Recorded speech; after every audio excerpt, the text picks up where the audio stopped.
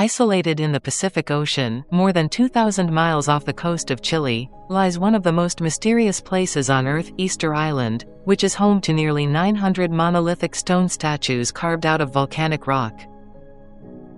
2,564 miles to the east, isolated 7,000 feet above sea level, are the ruins of a mysterious lost city of the Inca called Machu Picchu, and 10,742 miles away, on the opposite side of the world, lies Mohenjo-daro, a site where ancient astronaut theorists believe a nuclear explosion may have occurred in the distant past. Curiously, as discovered by researcher Jim Allison, these three sites fall in a straight line around the center of the Earth, and with just a minor margin of error, it also runs through a number of other mysterious ancient sites. We have the Giza Plateau, we have Nazca, we have Angkor Wat in Cambodia, and all of these extraordinarily important, powerful, sacred places were all built in a straight line, and this cannot be an accident or a coincidence. The line also encompasses the ancient Sumerian city of Ur, the ruins of Petra in Jordan, and Persepolis, the capital city of ancient Persia, and there are all these different sites that seem to line up, and even if it's a minute degree of deviation, it's never a massive distance from that line. How is it that so many important ancient sites across the globe all follow this line, and what could possibly explain this coincidence, as only a people capable of flight or at least being able to look at maps would be able to do such a thing?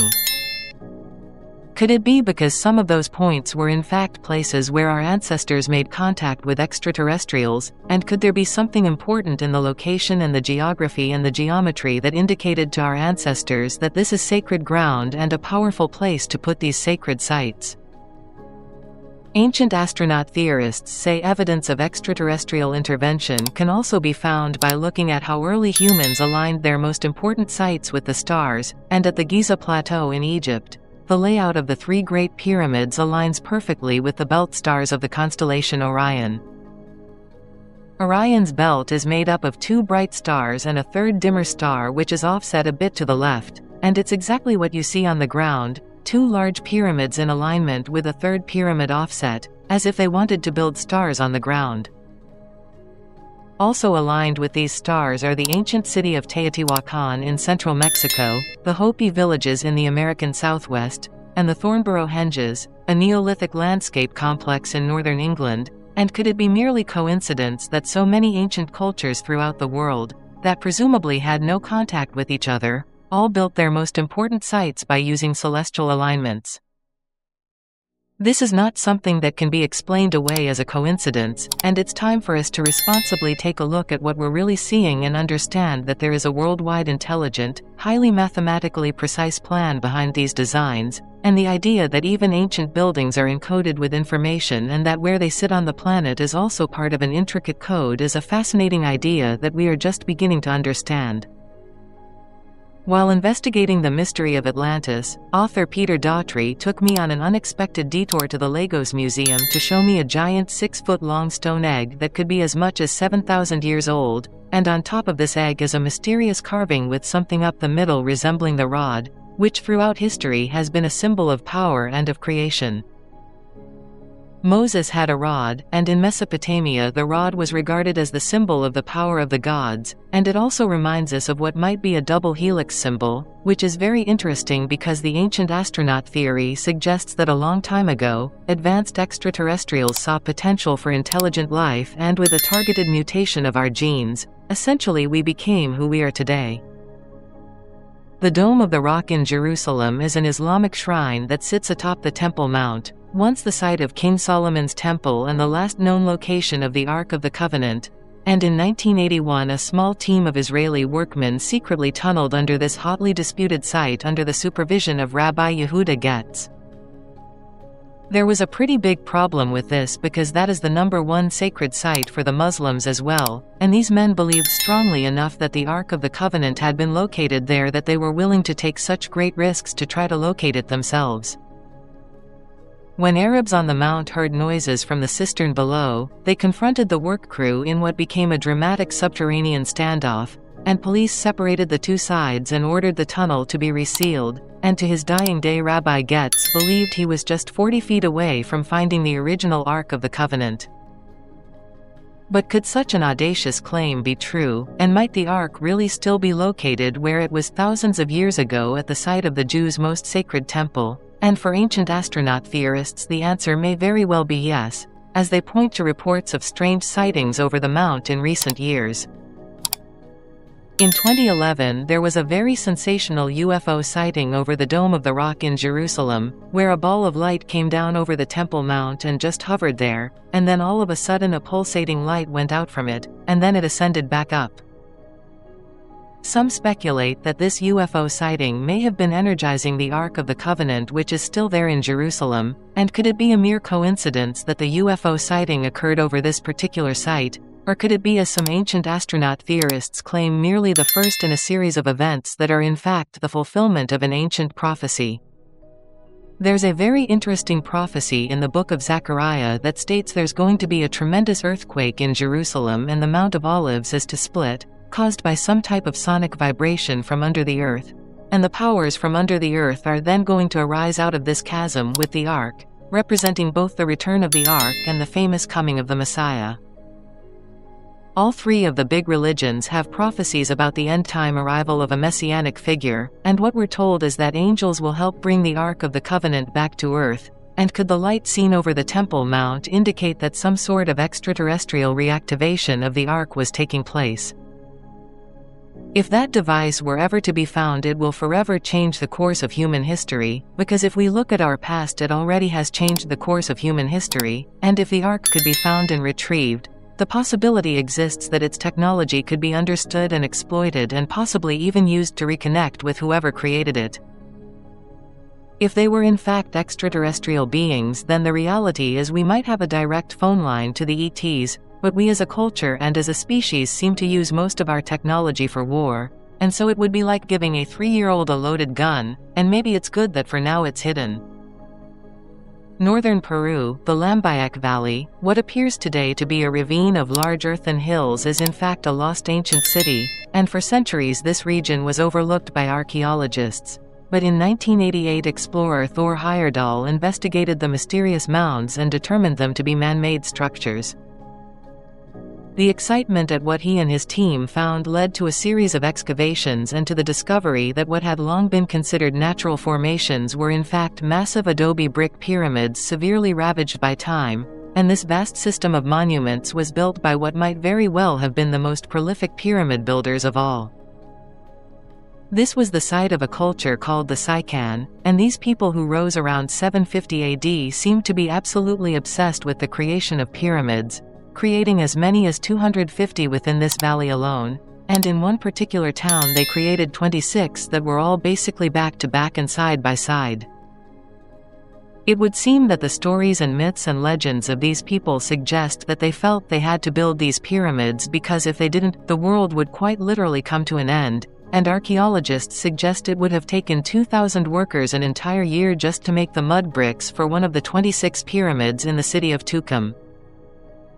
But who could have engineered such a massive construction project, and is it possible the builders had access to advanced technology, and if they had helped to build these pyramids it would solve a lot of problems in trying to understand how a civilization could mount such a daunting enterprise.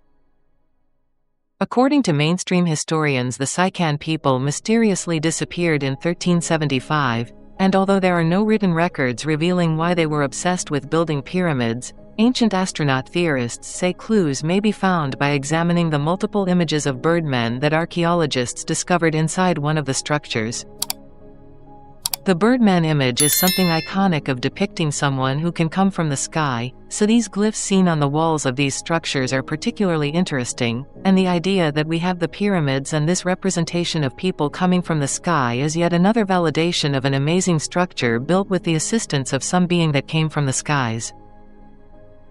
Depictions of creatures that are half bird and half man have been discovered in many ancient cultures, and approximately 1,400 miles south of Tucum in Bolivia, carvings of birdmen can be found on the Sun Gate at Tiahuanaco, and according to local Incan mythology these are beings who came down from the sky with the creator god Viracocha. Similar stories can be found on Easter Island with the so-called birdman cult, in Japan where supernatural birdmen beings called Tengu are revered, and on the other side of the world in ancient Sumeria, Birdmen known as the Anunnaki were said to be advanced beings that came down from the heavens to colonize the Earth. So you have to wonder if these birdmen aren't the Anunnaki coming from ancient Sumeria with their elongated heads, and is it possible that these Anunnaki extraterrestrials were coming to Peru and to Tucum and instructing their people on building these pyramids, as it is not pure coincidence that there are so many motifs all around the world that are not just similar but in many cases identical.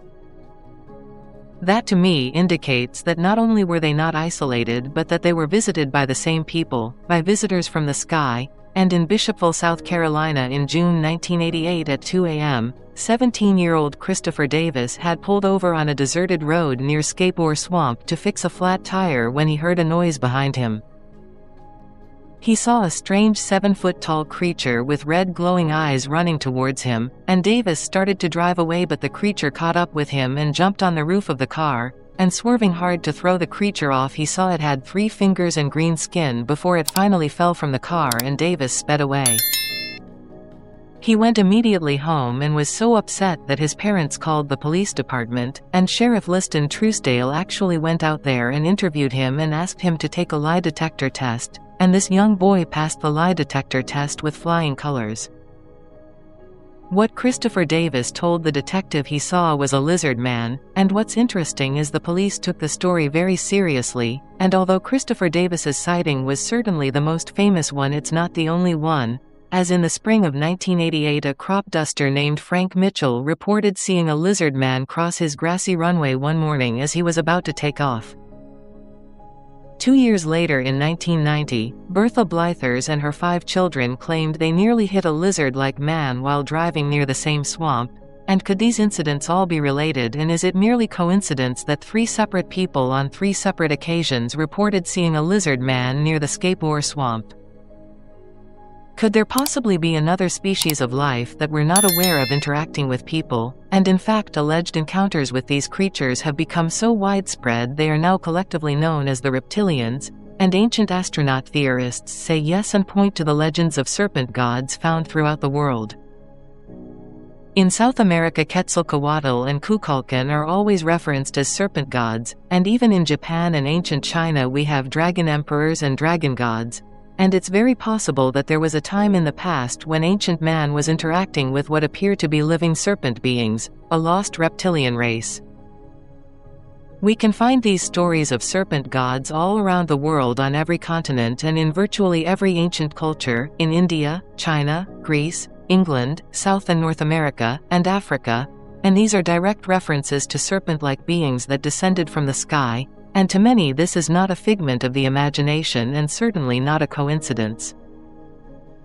In addition to myths and legends passed down through oral history, early written texts also speak of serpent beings that were once present on Earth, and the Bible speaks of a reptilian race called the Seraphim mentioned in the book of Isaiah, and while some interpret them as the fiery ones, the correct understanding is reptilian.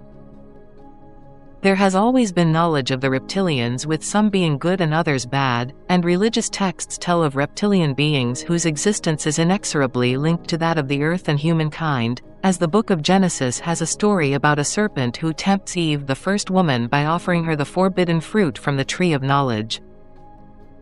Eve falls for the snake's blandishments and eats the apple, forever changing human history and causing Adam and Eve to be expelled from the Garden of Eden, and causing the serpent to be punished and doomed to slither upon the ground, and it is understood in ancient legend that prior to this punishment the serpent was completely humanoid in character and only one of a race of reptilian beings who served God, and when you hear that story from a modern perspective it sounds an awful lot like what people describe as the reptilians today.